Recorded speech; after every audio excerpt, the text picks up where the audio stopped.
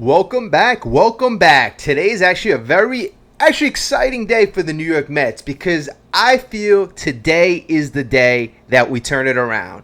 Today is the day that we go up against the New York Yankees, and this is a perfect opportunity. A perfect opportunity. So today we're going to make a quick comment about the Yankees and how important this series is for the New York Mets. But more importantly, we're going to talk about three trade packages, three very impactful trade packages that I feel may be very important in turning around the season for the New York Mets.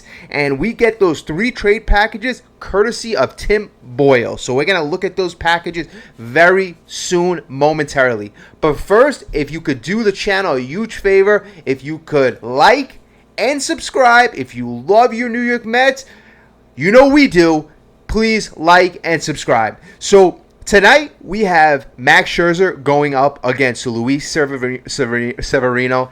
And all of you Met fans that don't know this, Luis Severino is struggling like crazy. He is the perfect guy for the Mets to get right against. Now, I'm telling you this. The lineup has been a thing of question for the last 2 weeks.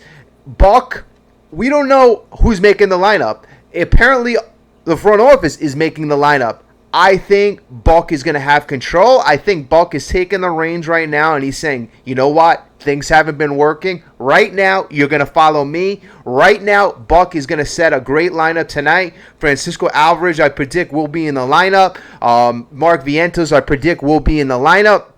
I think we're going to see a great lineup tonight. I think Francisco Lindor, who's historically been very good against the New York Yankees, I think he's going to get hot. I think Severino's going to get pummeled. I think he's going to get smacked around like he has been. And Max Scherzer is going to earn that $43 million. And if that happens tonight, I think this will help catapult the Mets into a more successful two-thirds of the next season ahead. And you know what? The Mets really need it. They really do. They really do. So in these trade packages we're going to be talking about the Mets acquiring a bat in each package, a relief pitcher in each package, and a starting pitcher. So therefore, everyone, we're not going to be getting 3 all-stars because we don't want to give up the farm. All right? So we're going to have to be precise. We're going to have to precision with these trade packages. So you know what? If we need to thread the needle, we're going to need to get value. We're going to need to get 3 guys who maybe aren't having the best season or having a high salary. So we're going to go over these trade packages. The first trade package we have is going to be from the Colorado Rockies. Colorado is not having the best season. And also to mention, these teams aren't having the best season. So what we're going to be getting back from Colorado is Charlie Blackmon. He's going to be our bat. Brent Sutter, he's going to be our relief pitcher. And Chase Anderson, he's going to be our starting pitcher. So Charlie Blackmon, he could play a little bit of corner outfield. He's also a DH option. Charlie Blackmon, he's been a past All-Star at this point in his career. He's probably going to be, like I mentioned, a corner outfielder. Probably a DH most of the time.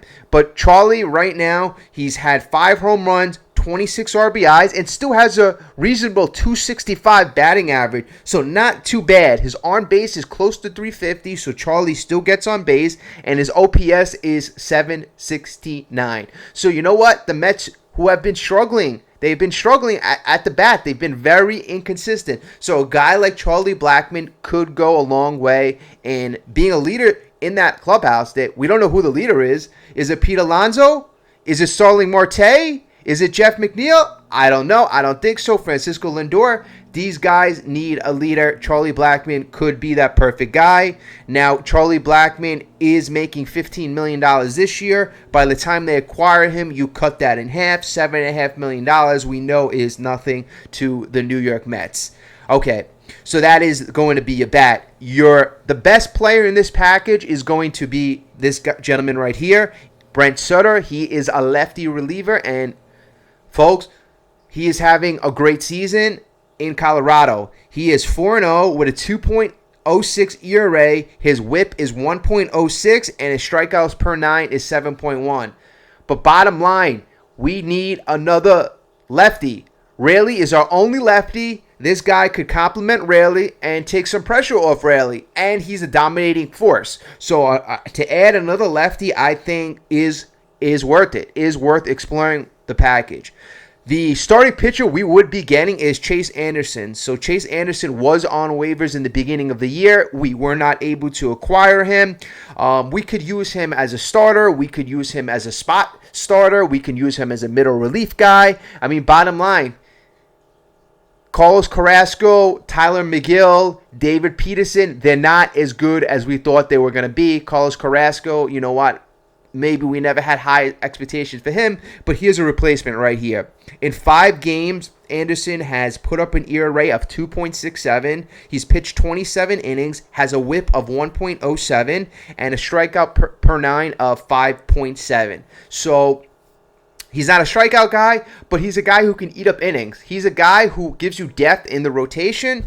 Now, this package isn't all world, but it's a package that's feasible. As long as you're not giving up a top prospect, you got 3 guys here who are actually, they're all rentals. They're all rentals, so they're not going to cost you an arm and a leg. Blackman, his salary, like I mentioned, is $15 million. So Rockies, they'll get rid of about close to $10 million.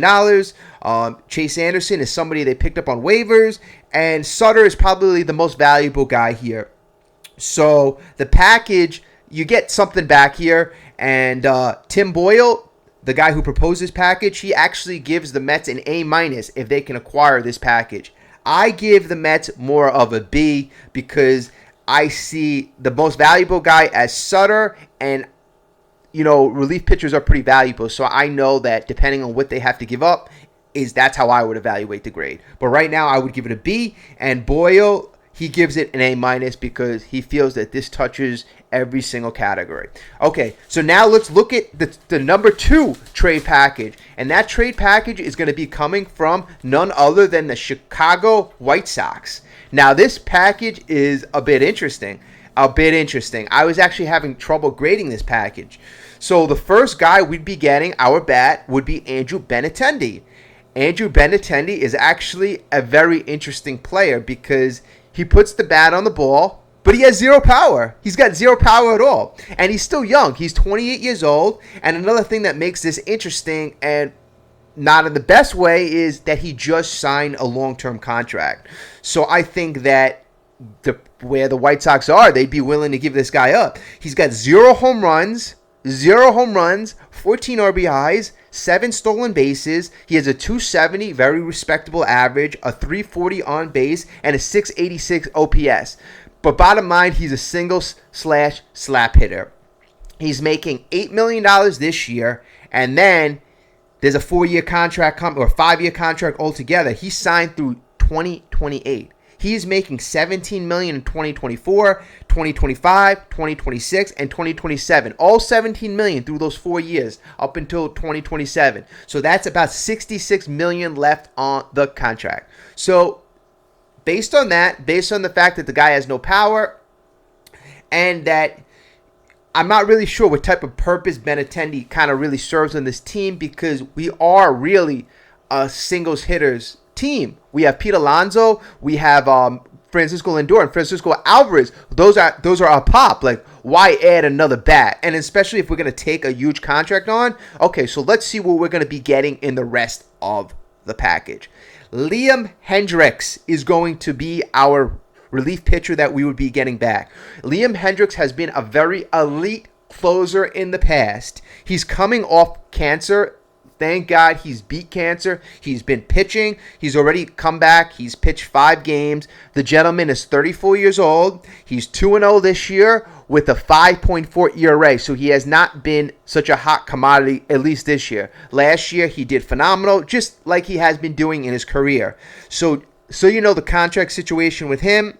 He has a $14 million contract this year. He signed through 2023. Then there's a team option next year for $15 million. So if he does good this year, the Mets could have this guy for at least a year and a half.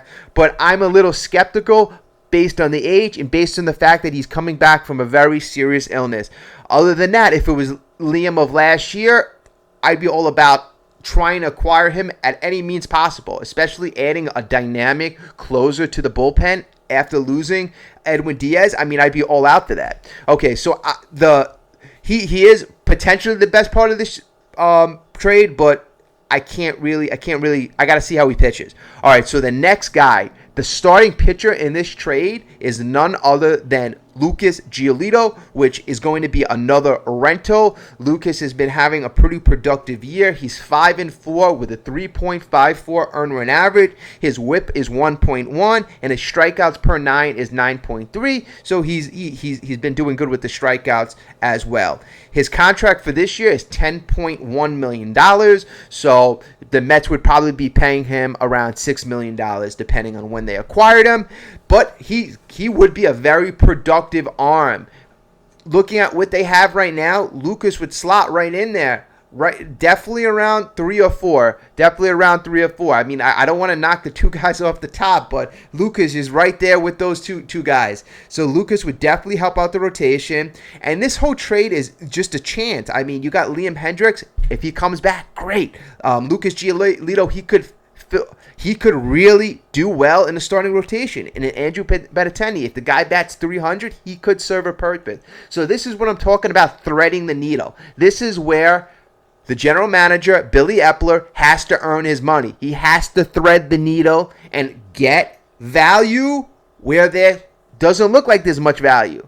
This is where good teams turn into great teams. This is where good teams turn their season around. The Yankees used to do this all the time. In the 2000s, in the late 90s, they'd pick up 2 or 3 players, and then they'd be all-stars. So this is where Billy Epler needs to do that. Hopefully he's learned this from Cashman. Okay, so Tim Boyle grades this trade out at a D+, but I'm going to be a little more kind because I see the upside in the trade. I'm going to give it a C+, and I could see where Boyle gives it a D+ because of the Benintendi contract. But the reason why I would give it a C+ is I wouldn't make this trade unless we have money going back, or unless the White Sox ate part of that contract. There's no way I'm giving Benintendi $66 million, plus I'm paying Liam Hendricks $30 million. I know Steve Cohen has a lot of money, but the money coming our way would be ridiculous if we don't get the White Sox to take something back, or if we don't send contracts back. Okay, so depending on what we give up, it's a C+. All right, the third trade is with the St. Louis Cardinals. And now this is a bit of a wonky trade, but like I said, you got to thread the needle. So coming back in this trade as the bat would be Paul DeJong. Paul DeJong has been predominantly a shortstop. He could play all around the infield, so the Mets would have to be creative with that. Could play DH, could shift Jeff McNeil to the outfield. He's 29 years old. He's been a past All-Star. This year, he's had 9 home runs, 23 RBIs. He's 308 on base and an OPS of 763. His average is a bit low at 231. But he was an All-Star in 2019. He had 30 home runs, 78 RBIs, and he does have a bit of pop. So we've been lacking pop on the team. This is a guy who could produce some pop for us. Also, he is signed this year to $9 million contract, but next year and the year after that, it's team options. So basically, he's a free agent after this year, depending on if the Mets, if they would acquire him, if they want to exercise those options. Just if you want to know, the option in 2024 is for $12.5 million, and in 2025 for $15 million.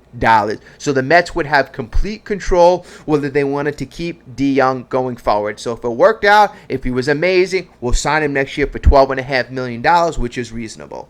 Okay, so the relief pitcher coming back is I'm not so hot on. He's a pending free agent, and he was a fireballer, but he's very inconsistent. Jordan Hicks. Jordan Hicks this year, he's 1-4 with a 4.73 earned run average. He's striked out a lot of guys this year. 14.9 strikeouts per 9. Career-wise, he strikes at around 9.2 1.6 batters per 9 innings, so he's above that. But his WHIP is 1.68, so he's getting hit way too hard for us to even like think about him entering our bullpen. We have enough guys in our bullpen who are getting hit. He is a pending free agent, but if you want to take a flyer on him, he might be cheap.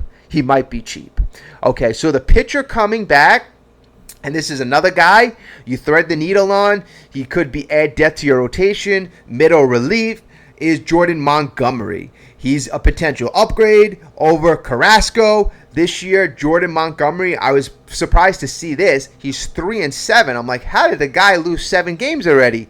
But he leads the league in that, of course. So he's 3-7. His earned average is 3.88. He strikes out 8.5 batters per 9, and his WHIP is 1.33. His contract situation is in 2023, he's signed for $10 million, and in 2024, he's going to be a free agent. So a lot of these guys that we mentioned are rentals.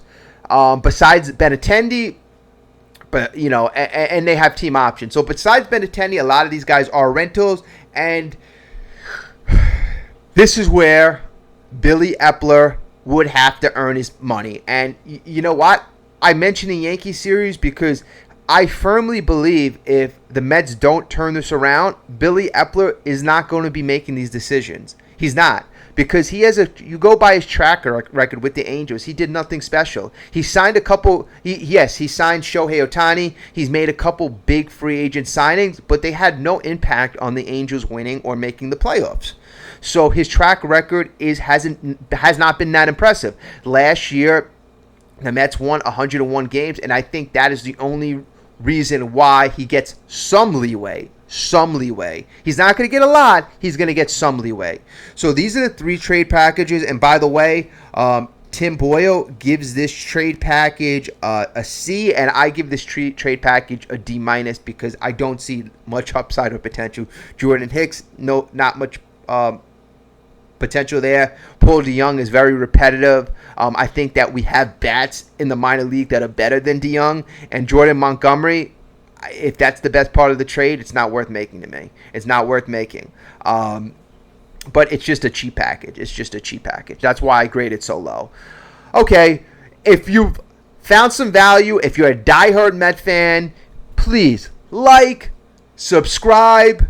Let's get this going. Let's get the momentum going. Let's get this energy. Come on, let's turn this season around. All right? I'm with you. Thank you so much for your support, and thank you so much for watching. Have a great day. And as always, let's go Mets.